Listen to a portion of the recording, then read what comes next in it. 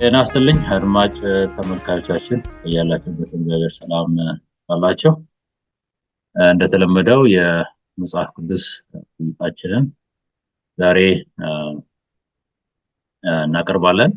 እስከዛሬ በተለያየ ነጥቦች ላይ በዚህ ኳርተር ሰንበት ላይ እየተወያየን ያለነው ዛሬ ክፍል 1 መዝሙረ ዳዊት ሀሳብ ለትንቢት መፍቻና ለማስተዋል እንዴት እንደሚመች ደግሞ እንደሚረዳ የሚነግር የመጀመሪያ ክፍል ውይይት እናቀርብላችኋለን።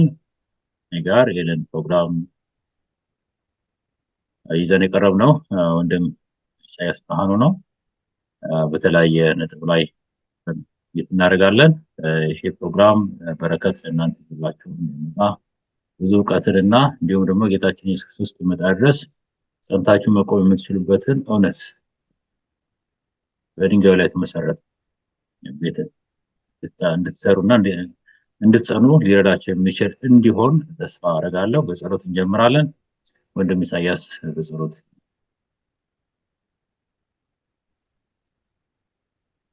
ሁሉን የምትችል የሰራዊት ጌታ እግዚአብሔር አምላካችን እጅግ አድርገን እናከብርሃለን። እንደገና ደግሞ በዚህ ማለዳ ለዚህ ውይይት ጊዜንና እድልን ስለሰጠህን የምንነጋገረው የምንወያየው ከራሳችን ሳይሆን በቅዱስ መንፈስ እርዳታ በቅዱስ መንፈስ እገዛ አንተ የምትሰጠንን ብቻ መናገር እንድንችል አንተ እርዳን። ጥበብን ማስተዋልን ሁሉን መስጠት የሚችል ቅዱስ መንፈስህ ነው። ሁለንተናችንን ለቅዱስ መንፈስ አሳልፈን እንሰጣለን። በጥበብና በማስተዋል እንዲመራን ጊዜውን ተረከበን። እንደወደድክና እንደፈቀድክ ምራን። አዳማጮቻችንን ባርክ። የሚዘራው ይብቀል። ስለሰማህን ተባረክ። በጌታ በክርስቶስ ስም አሜን። አሜን። ተባረክ። እንግዲህ ውይይታችንን እንቀጥላለን። ዛሬ እስከዛሬ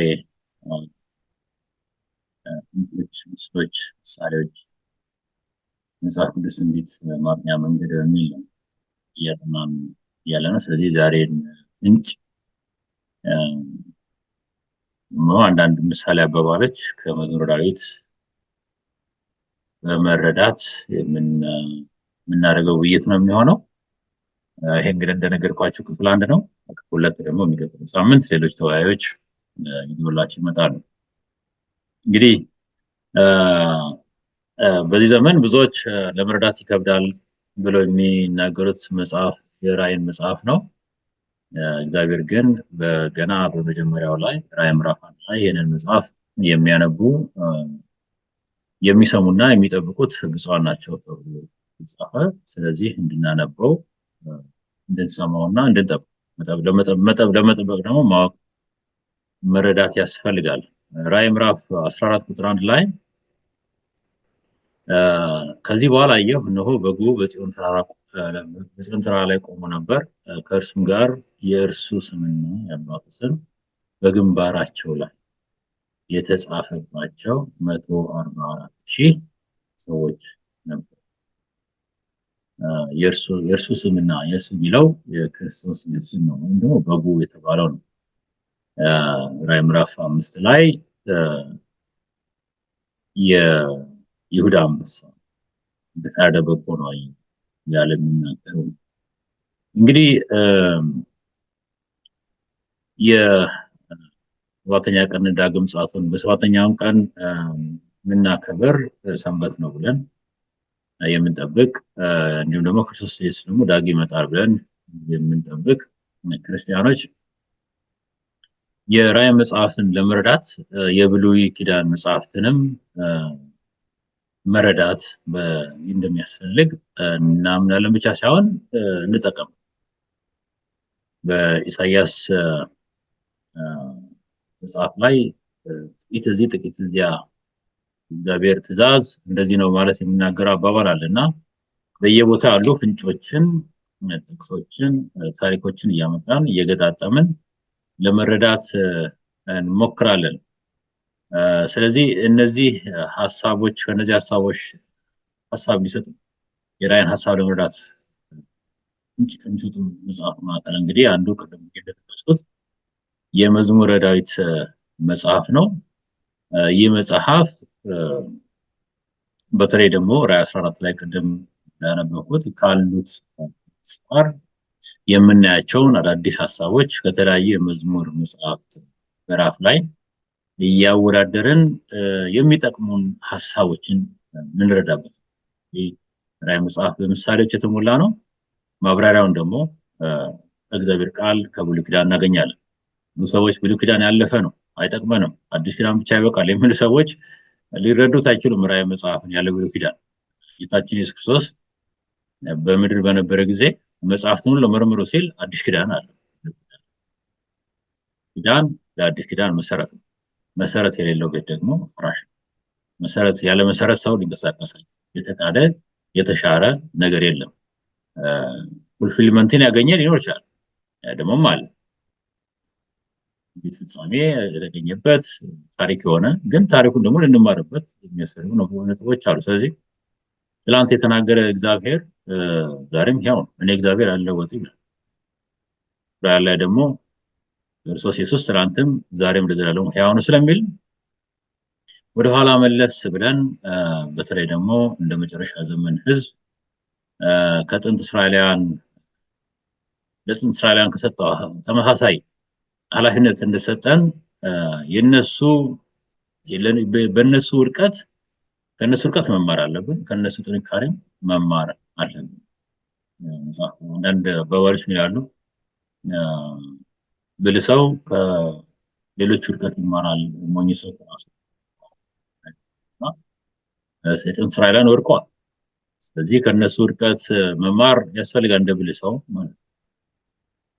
ስለዚህ ይህንን ሀሳብ በተለያየ ደረጃ እንግዲህ እንወያይበታለን። የመጀመሪያውን ሀሳብ እንዲሰጥ በተለይ በሊቀ ካህንነት ዙሪያ ወንድሜን ኢሳያስን እጋብዛለሁ።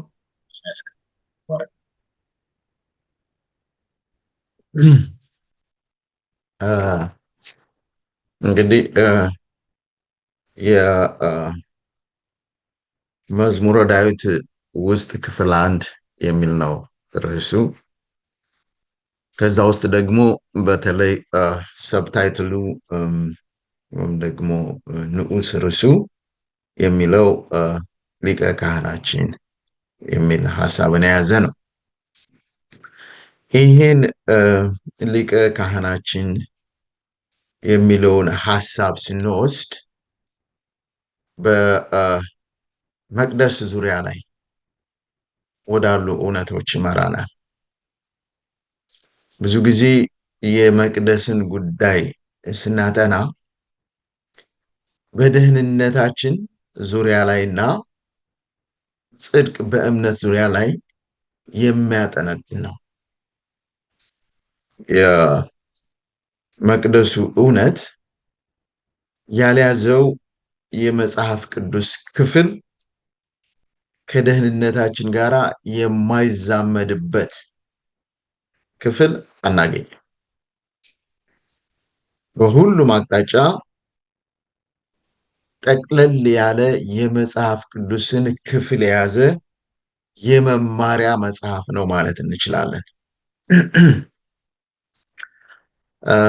ቤተ መቅደሱ ሲሰራ ደግሞ እንዲሁ በዘፈቀደ የተሰራ አይደለም።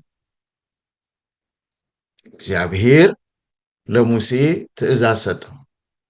እኔ በማሳይህ መንገድ ትሰራለህ ነው ያለው።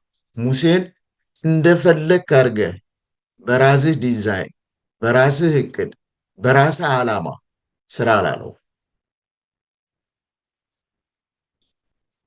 ምክንያቱም ዘጸአት ምዕራፍ 25 ቁጥር 40 ላይ ስንመለከት በተራራው ላይ ባሳየው ምሳሌ እቅድ መሰረት ስራ ይለዋል። መስራትህን ልብ በል። ለምንድን ነው እግዚአብሔር ቤተ መቅደሱን ባሳየው ምሳሌ እንዲሰራ የፈለገበት ምክንያት? በቤተ መቅደስ ውስጥ የደህንነት እቅድ በውስጡ ስለሚገኝ የደህንነት እቅድ ፕላኑ የወጣው በስላሴ ነው።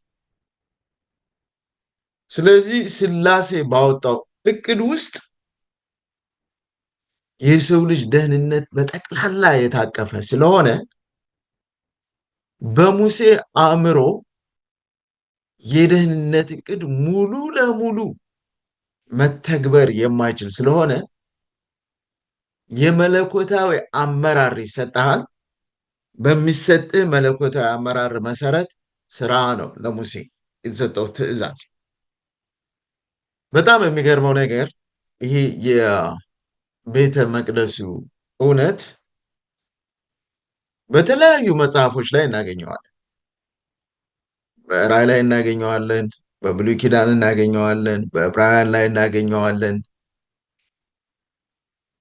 ስለዚህ ይሄ የቤተ መቅደስ እውነት ከደህንነታችን ጋር ትልቅ ክፍል ስላለው ይህንን የደህንነት ክፍል ሰይጣን በሁለት መንገድ ይዋጋዋል።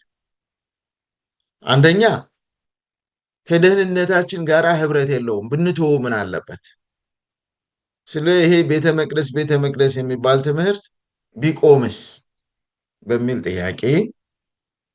ሁለተኛው አይ አይደለም፣ ትምህርቱ ትክክል አይደለም፣ ይውደቅ፣ ይቅር፣ ለአዲስ ኪዳን አይጠቅመንም የሚሉ ሰዎች አሉ። ግን በዚያ ዙሪያ ላይ ዕብራውያን ምዕራፍ 9 ከ11 እስከ 15 ባለው ላይ መጽሐፍ ቅዱስ ምን ይለናል? እስኪ የቤተ መቅደሱን ይዘት እንመልከት። ነገር ግን ክርስቶስ ይመጣ ዘንድ ላለው መልካም ነገር ሊቀ ካህናት ሆኖ በምትበልጠውና በምትሻለው በእጅም ባልተሰራች ማለት ለዚህ ፍጥረት ባልሆነች ድንኳን የዘላለምን ቤዛነት አግኝቶ አንድ ጊዜ ፈጽሞ ወደ ቅድስት፣ እናስምርበት፣ ወደ ቅድስት በገዛ ደሙ ገባ እንጂ በፍየሎችና በጥጆች ደም አይደለም። የኮርማዎችና የፍየሎች ደም በረከሱትም ላይ የተረጨ የጊደር አመድ ስጋን ለማንጻት የሚቀድሱ ከሆነ ነውር የሌለው ሆኖ በዘላለም መንፈስ ራሱን ለእግዚአብሔር ያቀረበ የክርስቶስ ደም እንዴት ይልቅ ሕያው እግዚአብሔርን ልታመልኩት ከሞተ ሥራ ሕሊናችሁን ያነጻ ይሆን? ስለዚህ የፊተኛውን ኪዳን ሲጸና ሕግን የተላለፉትን የሚበጅ ሞት ስለሆነ የተጠሩት የዘላለምን ርስት የተስፋ ቃል እንዲቀበሉ እርሱ የአዲስ ኪዳን መካከለኛ ነው ይለናል። ከዚህ የምንረዳው አንድ ትልቅ ነገር አለ። ቤተ መቅደስ በምድር ነበረ። በምድር የነበረው ቤተ መቅደስ ግን በሰማይ ተተክቷል። ምክንያቱም በቀጥታ እያስተማረን ያለው እየነገረን ያለው ዕብራውያን በምድር ያለው ቤተ መቅደስ በሰማያዊ ቤተ መቅደስ መተካቱን ነው እያስተማረንና እየነገረን ያለው። በተለይ ልናሰምርበት የሚገባ 9:12 ላይ ጌታችን ኢየሱስ ክርስቶስ የራሱን ደም ይዞ እኛን ለመቤዠት የፍየል አይደለም፣ የጥጃ አይደለም፣ የበግ አይደለም፣ የራሱን ደም ይዞ ቅዱስ ወደምትባለው ቦታ ገባ ይለናል። እንግዲህ ቤተ መቅደስ 3 ክፍል እንዳለው እናውቃለን። መጽሐፍ ቅዱስ ይነግረናል። አደባባዩ፣ ቅዱስ ቦታና ቅድስተ ቅዱሳኑ። ጌታችን ኢየሱስ ክርስቶስ ሲገባ ወደ ቅዱስ ቦታ ነው የገባው የአደባባዩ ስራ በዚህ ምድር ስለጨረሰ። ስለዚህ በራሱ ደም ቅዱስ ወደምትባለው ቦታ ከገባ የፍየሎች፣ የጥጃዎች፣ የጊደር ደም ወይም ደግሞ የተሰዋው የመስዋዕቱ አመድ የሚያነጻ ከሆነ የጌታችን የኢየሱስ ክርስቶስ ሕያው ደምማ እንዴት የበለጠ አያነጻና ይቀድስ ይለናል። ሁለት ነገር፣ አንደኛ ከጊደር ደም ወይም ደግሞ ከእንስሳት ደም የበለጠ ኃይል ያለው የጌታችን የኢየሱስ ክርስቶስ ደም ነው። ይሄ የጌታችን የኢየሱስ ክርስቶስ ደም ደግሞ ከኃጢአት ሁሉ ያነጻል፣ ያጥባል፣ ያጠራል። ስለዚህ በብሉይ ኪዳን የነበረው አገልግሎት በሰማይ ተተክቶ በጌታችን በኢየሱስ ክርስቶስ አገልግሎት ነው ደህንነታችን የተመሰረተው። የራዕይ መጽሐፍ በቤተ መቅደስ ትምህርት የተሞላ ነው። ስለ ቤተ መቅደሱ የሚላቸው ነገሮች አሉት የራዕይ መጽሐፍ። የዕብራውያን መጽሐፍ ስለ ቤተ መቅደሱ የሚላቸው አለ። የብሉይ ኪዳን መጽሐፍ ስለ ቤተ መቅደስ የሚለን አለ። በራዕይ መጽሐፍ 7ቱ መቅረዞች ይላል። በብሉይ ኪዳን 7ቱ መቅረዞች ይላል። በቅዱስ ቦታ የሚገኙት ትልቅ ትምህርት ያለበት ከ2 ዓመት በላይ እያጠና ነው። ሮብሮ ማለቅ የማይችል ውቅያኖስ የሆነ እውነት ያለበት ነው። እነዚህ 7 መቅረዞች ራዕይ 1 12 13 ቤተ ክርስቲያንንም እንደሚተኩ በራዕይ ምዕራፍ 1 ላይ እናገኛለን። ከ20 ጀምሮ እስከ 21 የቃል ኪዳኑ ታቦት ይለናል። የቃል ኪዳኑን ታቦት ደግሞ ራዕይ ምዕራፍ 11 ቁጥር 19 ላይ እናገኛለን። የቃል ኪዳኑ ታቦት የሚገኝበት ደግሞ ቅድስተ ቅዱሳን በሚባለው የቤተ መቅደስ ክፍል ነው። ጌታችን ኢየሱስ ክርስቶስ ሲገለጽ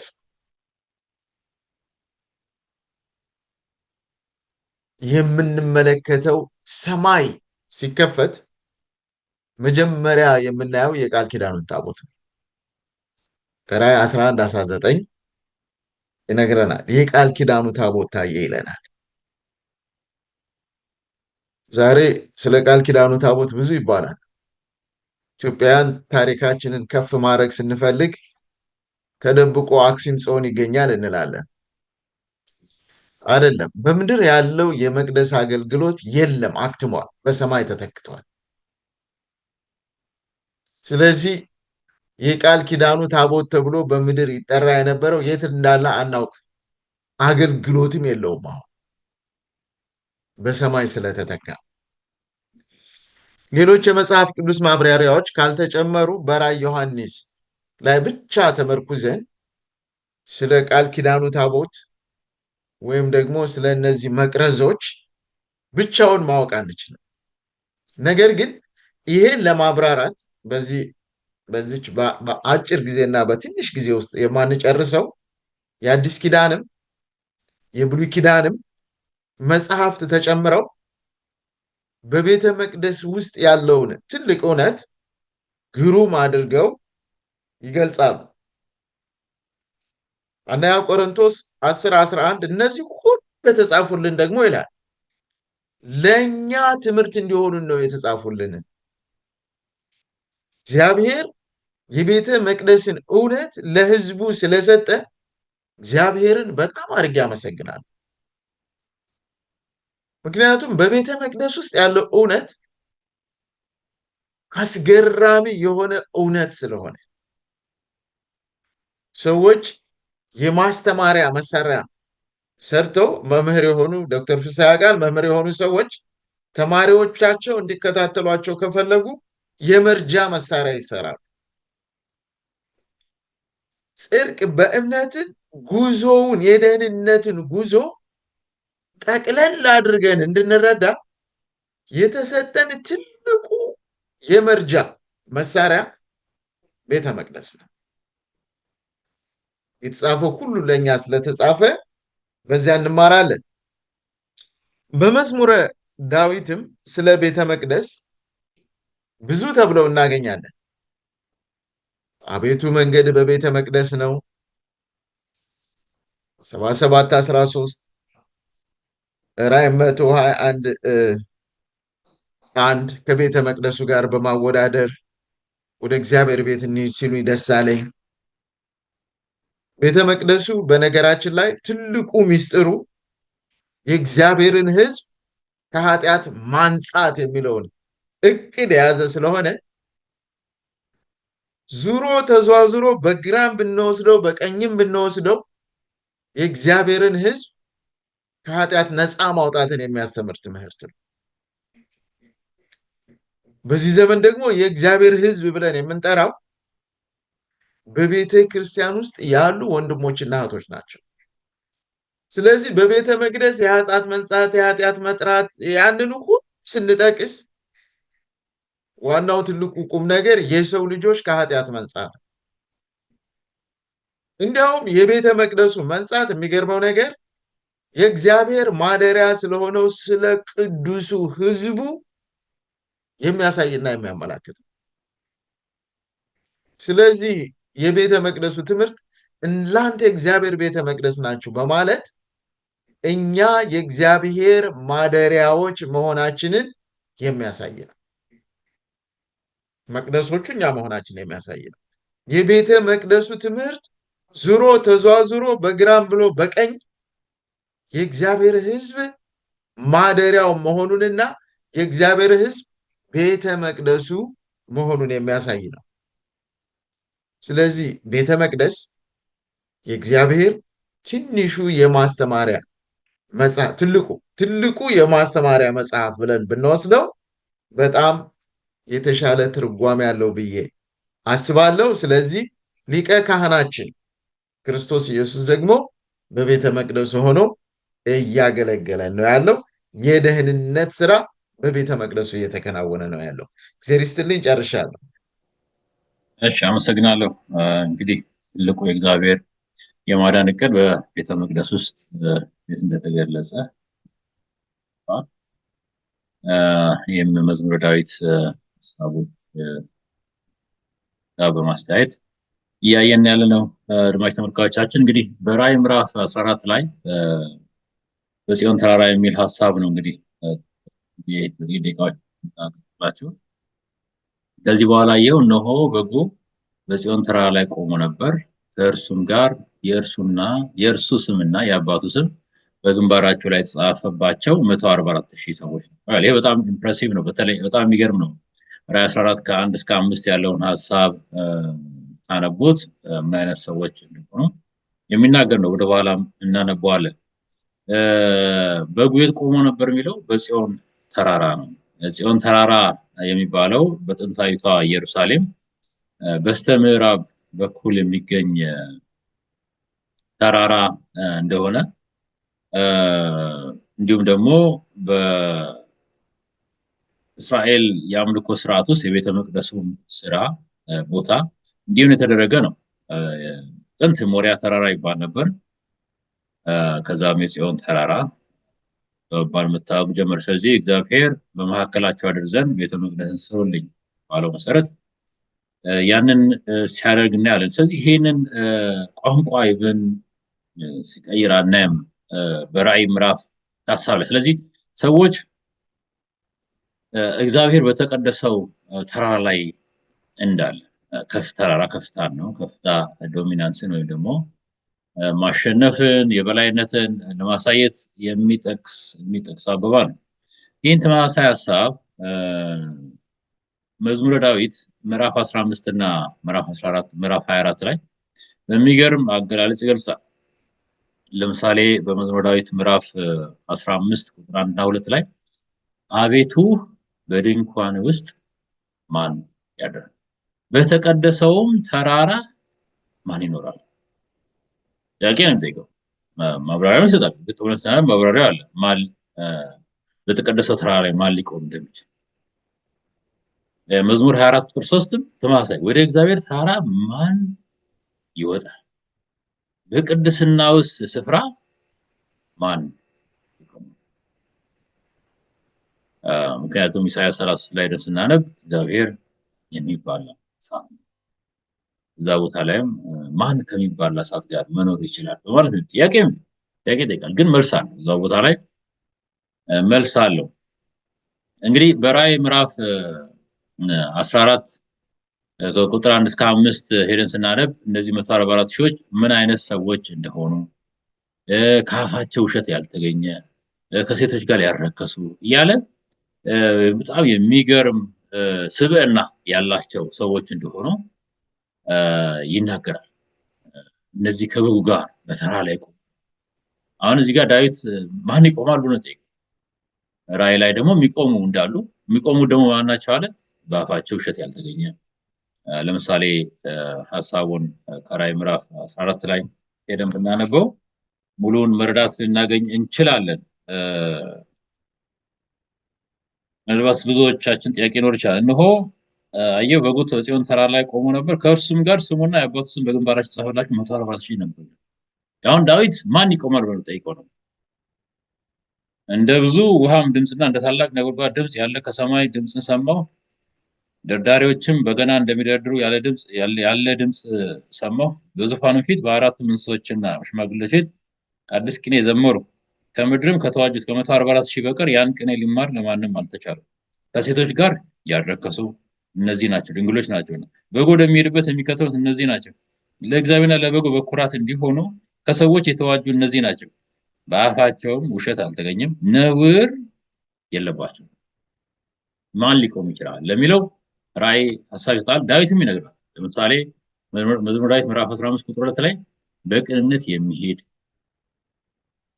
ማን በተራራ ላይ ማን ይኖራል? በቅንነት የሚሄድ ጽድቅንም የሚያደርግ ልቡንም በእውነት በልቡም በእውነትን የሚናገር እያለ ይቀጥላል።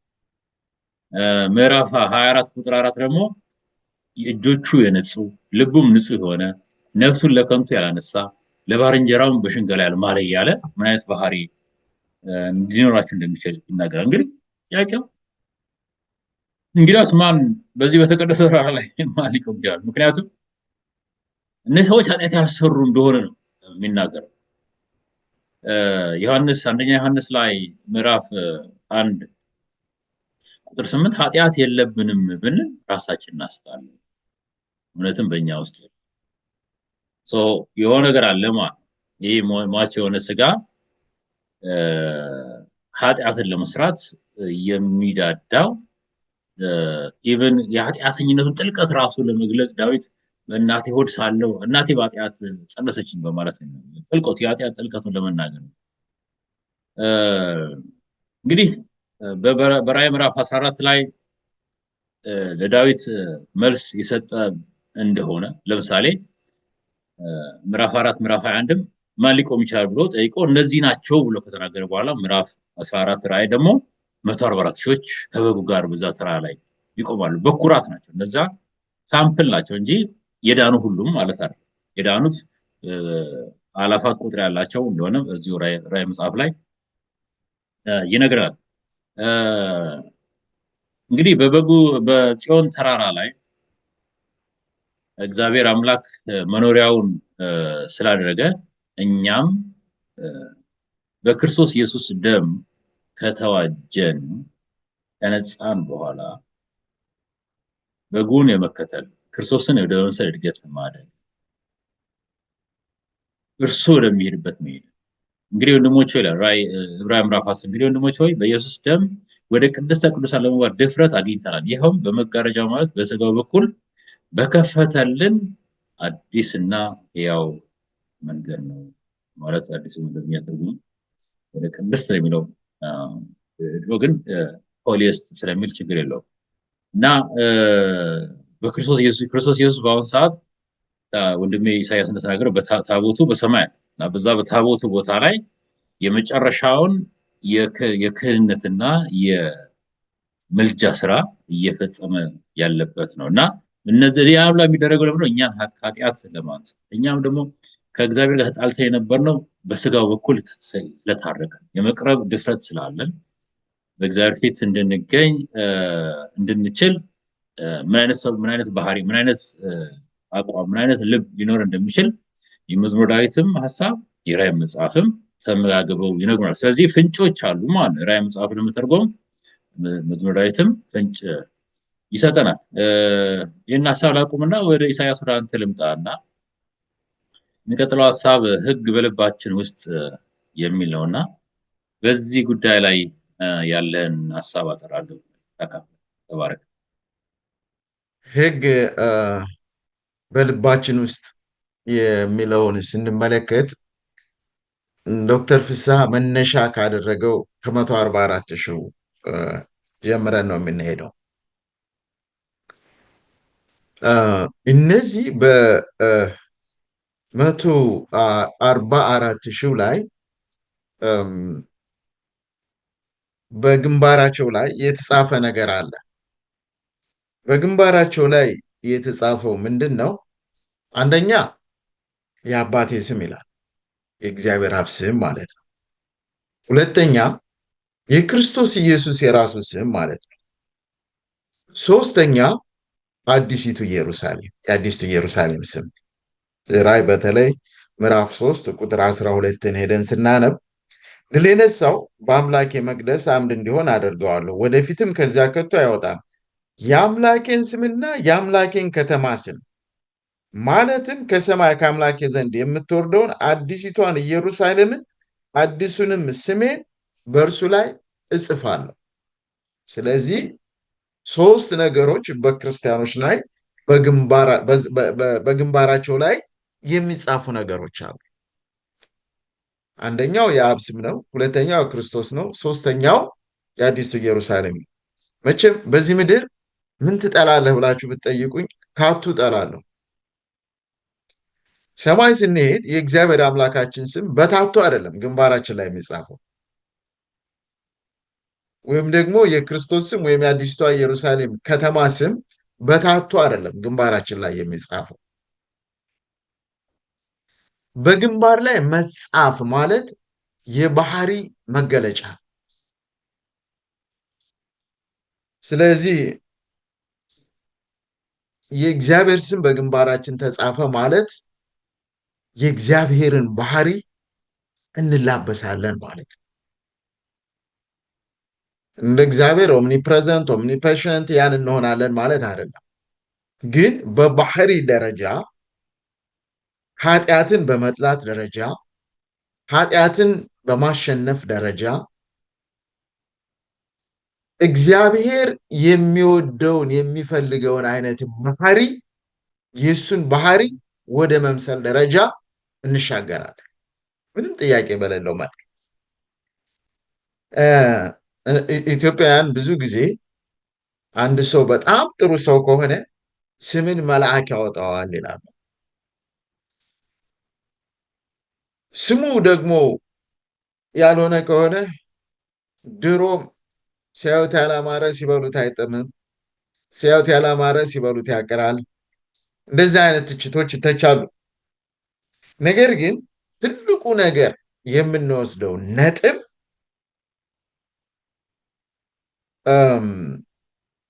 ስምን መልአክ ያወጣዋል በሚለው ዙሪያ ላይ ስም የባህሪ መገለጫ ነው። በዚህ ዙሪያ ላይ እናጥና ብንል ራሱ ሰፊ ጊዜ የሚጨርስ ነው። ስም የባህሪ መገለጫ እንዴት ሆነ፣ እንዴት ሊሆን ይችላል የሚለውን በብዙ የመጽሐፍ ቅዱስ ክፍሎች ማየት እንችላለን። እንግዲህ የእግዚአብሔር ባህሪ ምን ይመስላል? የእግዚአብሔርንስ ባህሪ እኛ ልንወድ የሚገባንና ከእሱ ልንወስደው የሚገባን ባህሪ ምንድን ነው? ሙሴ እግዚአብሔር በፊቱ ባለፈ ጊዜ የእግዚአብሔርን ባህሪ ግልጽ አድርጎ ተመለከተ። ምን አለ? እግዚአብሔር ባህሪ ሞገስ ያለው፣ ታጋሽ፣ ባለብዙ ቸርነት፣ ቸርነትና እውነት እስከ ሺህ ትውልድ ቸርነትን የሚጠብቅ አበሳንና መተላለፍን ይቅር የሚል የእግዚአብሔር ባህሪዎች ተዘረዘሩ፣ ተደረደሩ። እንግዲህ ደቀ መዝሙር ማለት ተከታይ ማለት ነው። ደቀ መዝሙር የመምህሩን ተግባር፣ ባህሪ፣ ትምህርት የሚቀስምና ተግባራዊ የሚያደርግ ነው። ስለዚህ እኛ የእግዚአብሔር ተከታዮች ነን፣ ወይም ደግሞ የክርስቶስ ደቀ መዛሙርት ነን። የጌታችን የኢየሱስ ክርስቶስ ደቀ መዛሙርት ከሆንን ልንሆን የሚገባን ልንመስል የሚገባን ማንን ነው የሚለውን ጥያቄ ስንጠይቅ አስተማሪውን፣ መምህሩን ልንመስል ነው የሚገባን። የመምህሩና የአስተማሪው ባህሪ ደግሞ መሐሪ፣ ታጋሽ፣ ቸርነትና እውነትን የተሞላ እስከ ሺህ ትውልድ ቸርነትን የሚጠብቅ አበሳንና መተላለፍን ይቅር የሚል ይሄ ባህሪ ነው የጌታችን የኢየሱስ ክርስቶስ ባህሪ። ይሄንን ደግሞ 144,000 ተቀዳጅተውታል።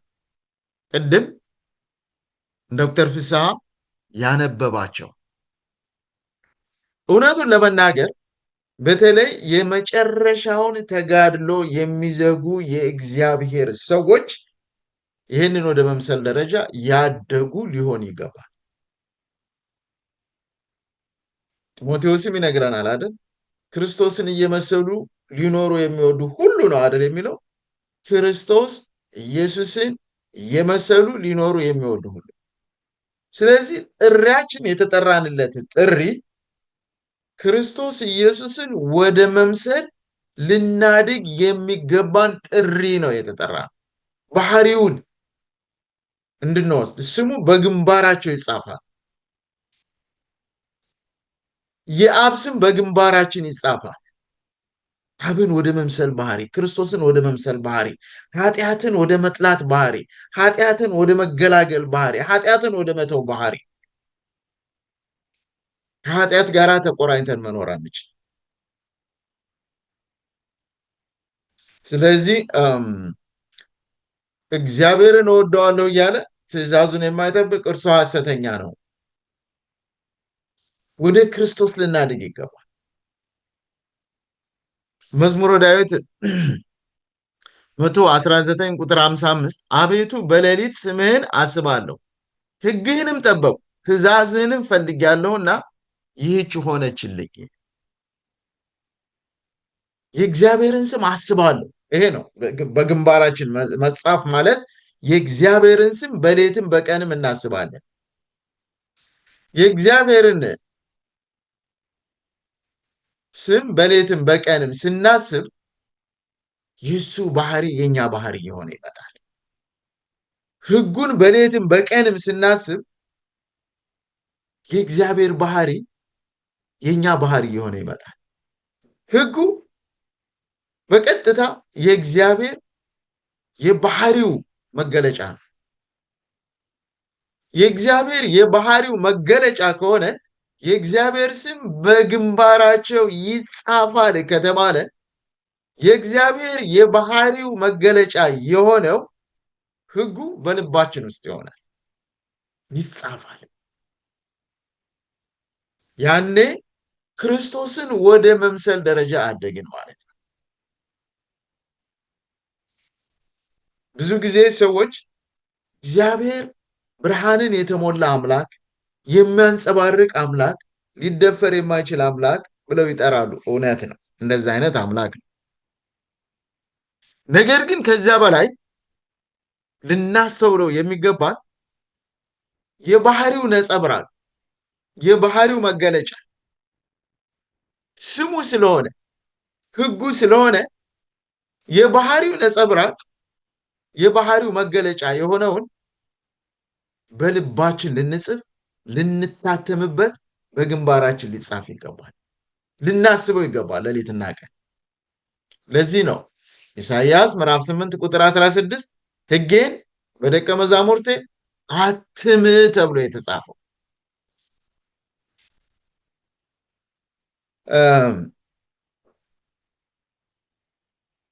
የእግዚአብሔር ስም በግንባሮቻቸው ላይ በተከታዮቹ መጻፍ ማለት የእርሱን ባህሪ የሚያንጸባርቁ ማለት ነው።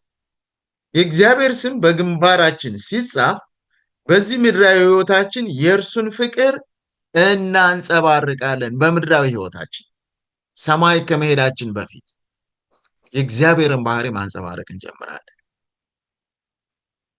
10ቱ ህግጋት የእግዚአብሔር የባህሪው መገለጫዎች ናቸው። ራዕይ 14:12 ከዚህ ነው የቅዱሳን ትዕግስት የእግዚአብሔርን ትእዛዝ የሚጠብቁ የኢየሱስ ክርስቶስ እምነት ያላቸው የቅዱሳን መገለጫ።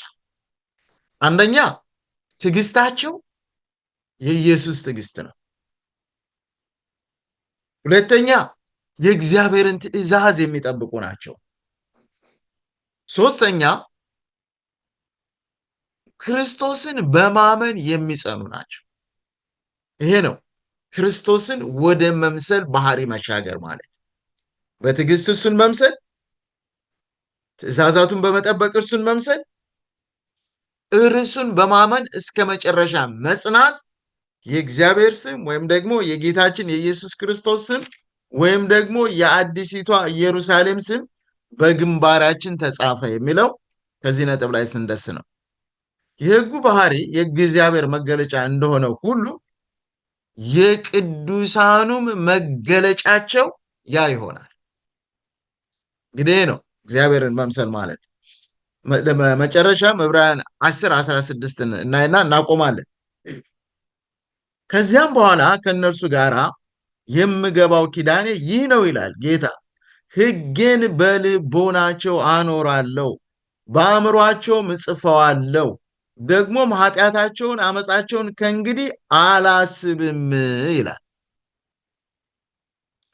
ሕጉን በልባችን ይጽፋል፣ በልባችን ያደርጋል።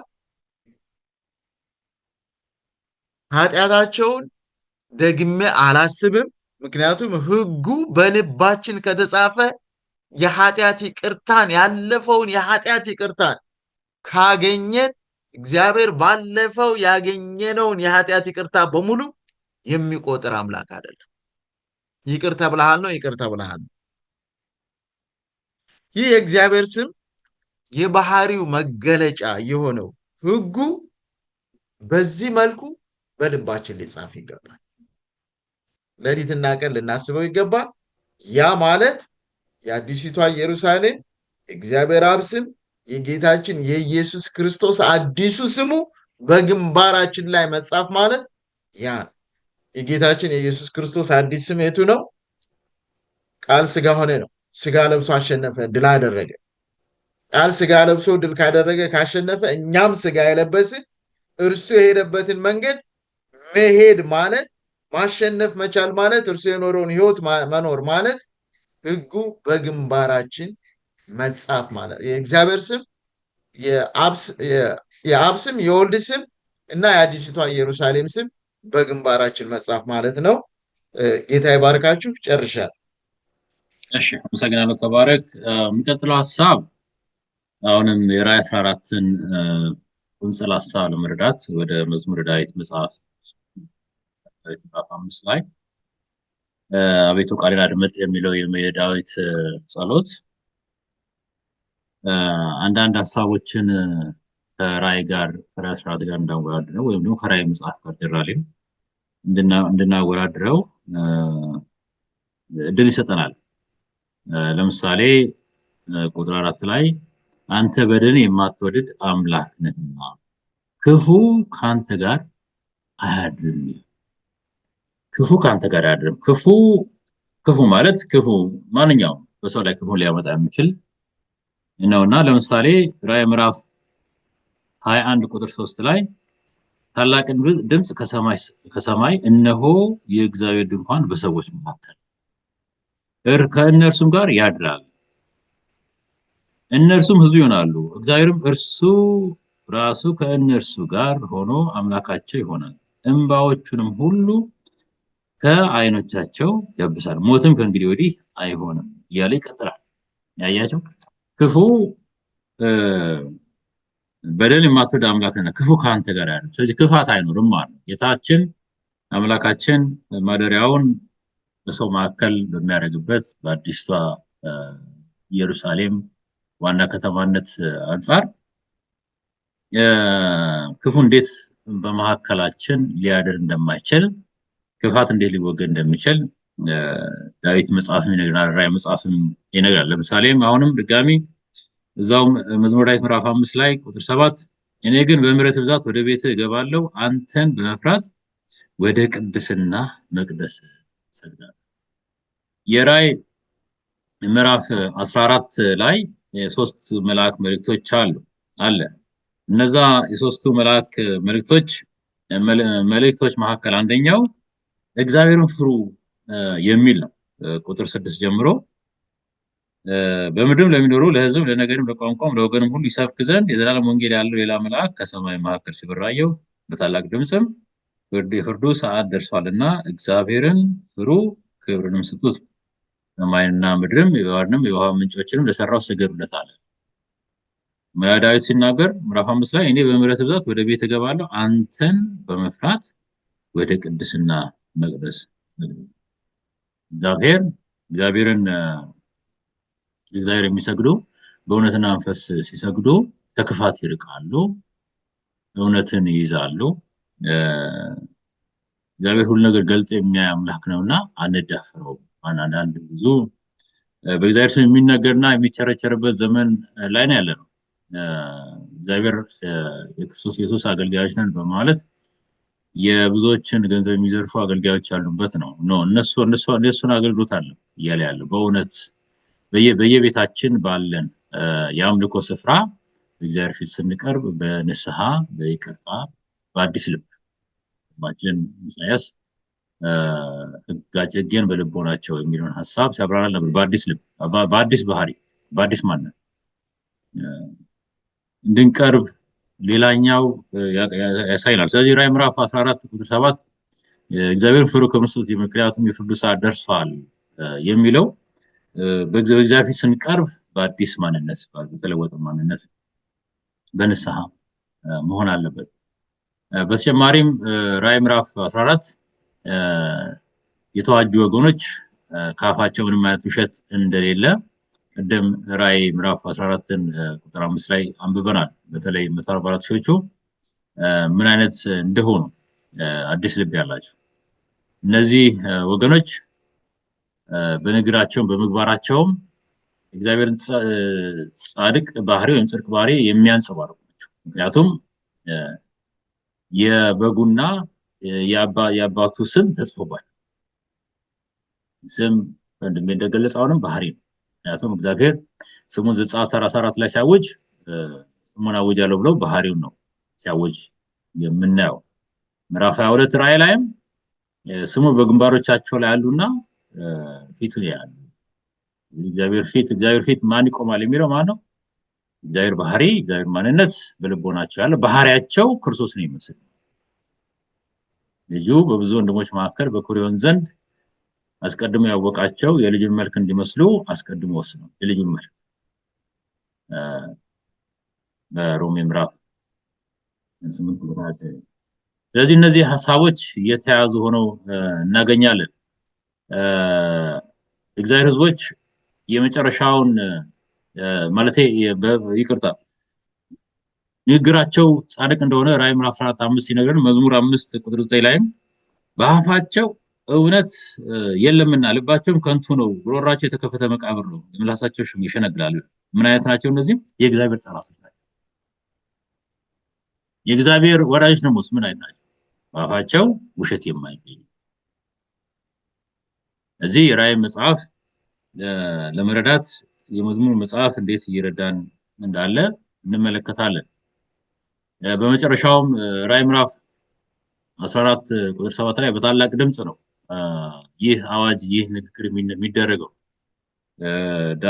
መዝሙረ ዳዊት 5:11 ላይ በአንተ የሚታመኑት ሁሉ ግን ደስ ይላቸዋል፣ ለዘላለም ደስ ይላቸዋል፣ እነርሱንም ትጠብቃለህ፣ ስምህንም የሚወዱ ሁሉ በአንተ ይመካሉ፣ ያበራሉ፣ በዘላለም ደስታ ይኖራሉ። በታላቅ ድምጽ ነው ዝማሬያቸውን የሚያቀርቡት የ144 ሺዎች እንዲሁም ደግሞ የጻድቅ የተባሉትም በእግዚአብሔር ደስ ብሏቸው ይህንን ምግባር የሚፈጽሙ በአንተ የሚታመኑት ሁሉ ግን ደስ ይላቸዋል፣ ለዘላለም ደስ ይላቸዋል። እነርሱንም ትጠብቃለህ፣ ስምህንም የሚወዱ ሁሉ በአንተ ይመካሉ። ስምህን የሚለው አሁንም ቃሉ ስም የሚለው ይሄ እግዚአብሔር ኢየሱስ የሚል አይደለም። ስም ማለት የእግዚአብሔር ማንነት፣ የእግዚአብሔር ባህሪ ነው። እግዚአብሔር ክብሩ በዛ ውስጥ ነው ያለው። የክርስቶስ ነን ካልን እንደ ክርስቶስ መሆንን ይጠበቅብናል። የክርስቶስ ነን እያልን ከክርስቶስ ጻራሪ ሐሳብ የምንኖር ከሆነ እኛ ውሸታም። ስለዚህ ያንን ሐሳብ የሚያመላክት ነው። እንግዲህ የሚቀጥለውን ሐሳብ ወንድሜ ኢሳያስ እንዲያቀርበው እድሉን እንሰጣለን። ለሕግ ተላላፊዎች መንገድን አስተምራቸው። በጣም ጥሩ። እንግዲህ ለሕግ ተላላፊዎች የእግዚአብሔር መንገድ ምን ይመስላል የሚለውን መጀመሪያ የምናየው ኢሳይያስ ምዕራፍ 6 ከ1 እስከ 8 ያለውን። ኢሳይያስ እግዚአብሔርን በዙፋኑ ላይ ተቀምጦ ያየዋል። በራእይ ነው ያየው። በራእይ ከዛ ኢሳይያስ እግዚአብሔርን በዙፋኑ ላይ ተቀምጦ ሲመለከት ኢሳይያስ የተመለከተው ነገር ቢኖር እጅግ ኃጢአተኛ መሆኑንና በእግዚአብሔር ፊት ሊቀርብ የማይገባው መሆኑን ነው የተመለከተው።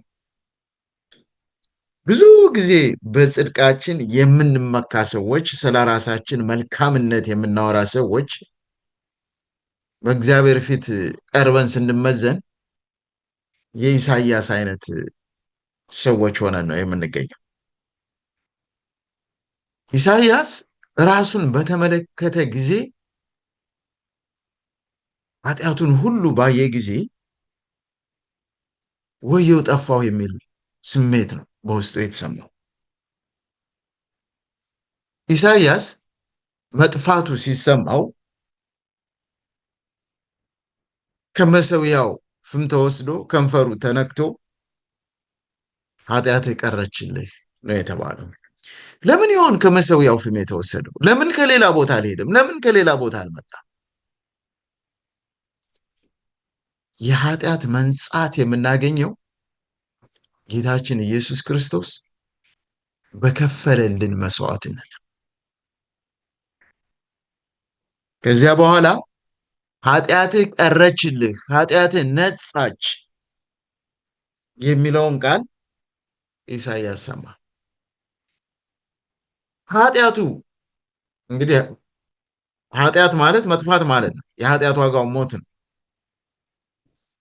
ከሞት እንደተዋጀ ከሞት ወደ ሕይወት እንደተሻገረ የምስራቹን የሰማው ከሰው አንደበት አልነበረም። ከራሱ ከእግዚአብሔር አንደበት ነበር የሰማው። ከመልአኩ አንደበት ነበር የሰማው። ከዚያ በኋላ ድምፅ መጣ ከእግዚአብሔር። ምን የሚል ድምፅ? ማንን ልላክ? ኢሳይያስ የሚቀጥለው ምን ነበር ያለው? እኔን ላከኝ። እግዚአብሔር ያደረገልንን የኃጢአት ይቅርታ ስንመለከት መጀመሪያ ወደ አእምሯችን የሚመጣው እግዚአብሔር ያደረገልኝን ውለታ ለማን ልናገር? ይህን ከኃጢአት የመንጻቴን ጉዳይ የምስራች ለማን ልናገር? ይህን መልካም ነገር ለማን ላውጅ? ኃጢአቱ ይቅር ያልተባለለት ማን ነው? ኃጢአቱ ያልቀረለት ማን ነው? ይህን ሊያውጅ የማይገባው ማን ነው?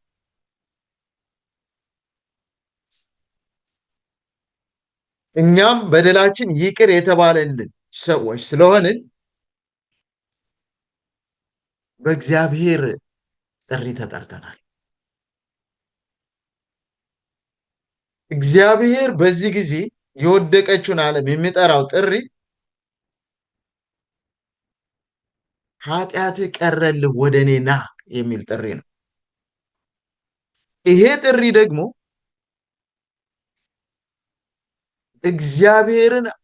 እግዚአብሔር አምላክን በሚወዱ ሰዎች ለሰብአዊ ዘር በሙሉ ይዳረሳል። ምክንያቱም ራዕይ ምዕራፍ 18 ቁጥር 1 ምንድነው የሚለን? ከመልአኩ ብርሃን የተነሳ ምድር ሁሉ ምን ሆነ ይችላል? በራች። በዚህ የደህንነት ወንጌል፣ በዚህ የምስራች፣ በዚህ የኃጢአት ይቅርታ ጉዳይ ላይ ቃሉን ሳይሰማ የሚቀር የለም። ሁሉም ይሰማል። ይህንን ቃሉን ከሰማን በኋላ ግን የሚቀጥለው ነጥብ መሆን ምንድነው ያለበት? ይህንን ከኃጢአት ነፃ ማውጣትን እያወጅን እኛም በኃጢአት መቀጠል የለብንም። ለዚህ ነው ራዕይ ምዕራፍ 14 ቁጥር 15 ቅድም ዶክተር ፍስሐ ያነበበልን በአፋቸው ውሸት አልተገኘም ነው የሚለው። ኢሳይያስ ወደ የኃጢአት ይቅርታን አግኝቶ ለአገልግሎት ከወጣ በኋላ ወደ ኃጢአቱ አይደለም የተመለሰው። እሪያ ወደ ትፋቱ እንደማይመለስ ሁሉ የተሰጠውን የኃጢአት ይቅርታ እንደገና ተመልሶ አልተጫወተበትም። ለዚህ ነው ምሳሌ ላይ እሳትን በጉያው የሚይዝ የማይጎዳው ማን ነው ይላል። ኃጢአትን በጉያችን ይዘን የምንጓዝ ከሆነ ኃጢአት ይጎዳናል። ኃጢአት የሚፋጅ የሚባላ የሚያጠፋ እሳት ነው። ኢሳይያስ ከዚያ ነው የወጣው። ወደዚያ እንደገና መመለስ አልፈለገም። እኛም ወደዚያ 144 ሺዎቹም እንደዛ ነበሩ። ያለፉበትን የኃጢአት ጉዞ በቃ ብለው ደምድመው የዘጉና ክርስቶስን የመሰሉ ነበሩ። እነዚህ ሙሉ ለሙሉ የእግዚአብሔርን ባህሪ የሚያንጸባርቁ ነበሩ። ዳዊት ሲናገር ክፉዎች ግን በግንባራቸው እውነት የለም ይላል። እግዚአብሔር አልተጻፈም ማለት ነው። እግዚአብሔር ስም በግንባራችን የማይጻፍ ከሆነ የተቃራኒው ስም በግንባራችን ይጻፋል፣ የኃጢአት ስም። ስለዚህ ከኃጢአት ስም መውጣት አለብን። በራዕይ ምዕራፍ 13 ላይ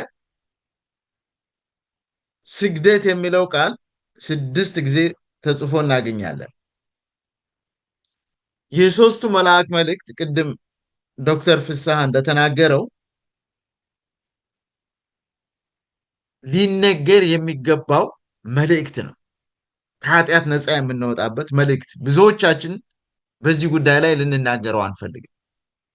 የሶስቱ መልአክ መልእክት የተሰጠን ልንናገረው ነው።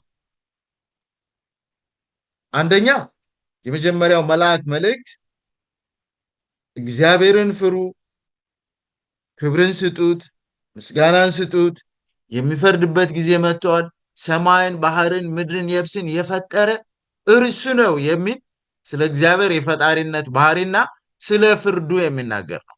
ይህ መልእክት ሊነገር ይገባል። እንደ አንድ የመጽሐፍ ቅዱስ ትምህርት ተከታታይ ንቀን ልንተወው የሚገባ መልእክት አይደለም። ሁለተኛው ይቅር ተብለው የተዋጁ ስለሆኑ ከዚህ በኋላ በደላቸውን አይሸከሙም። የእግዚአብሔር በግ በደላቸውን ተሸክሞላቸዋል። ጥቅሶች ይሰጠናል። ኢሳይያስ 53:12፣ ሁለተኛ ቆሮንቶስ 5:21። ክርስቶስ በደላቸውን የተሸከመላቸው እነዚህ ሰዎች ይህንን ይናገራሉ። ወደ ሶስቱ መልአክ መልእክት ስንመለስ የሁለተኛው መልአክ መልእክት ለማሳጠር የሁለተኛው መልአክ መልእክት ከባቢሎን ውጡ ነው። ከተደበላለቀው ሕይወት ከተደበላለቀው እምነት ውጡ ነው። በእውነተኛ እምነት ላይ ቁሙ ነው። እነዚህ እውነተኛ እምነት ያላቸው እነማን ናቸው? የእግዚአብሔርን ትእዛዝ የሚጠብቁ፣ የኢየሱስ ክርስቶስ እምነት ያላቸው፣ የኢየሱስ ክርስቶስ ትዕግስት ያላቸው እነዚህ ናቸው ከእውነት ጋር የቆሙ። በሃይማኖት ስም ዝም ብሎ ተደበላልቆ መኖር ይቻላል። ከዓለም ጋር ተደበላልቆ መኖር ይቻላል። በሃይማኖት ስም እየተጠራን ግን እንደዚህ አይነት የተደበላለቀ ኑሮ መኖር አይቻልም። ስለዚህ ምን አለ?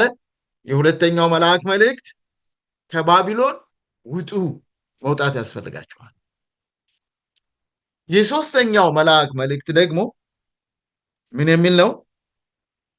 ማንም ለአውሬው ቢሰግድ ምልክቱን በግንባሩ ወይም በእጁ ቢወስድ። በግንባር መጻፍ የሚለውን ቅድም ስንመለከት ነበር።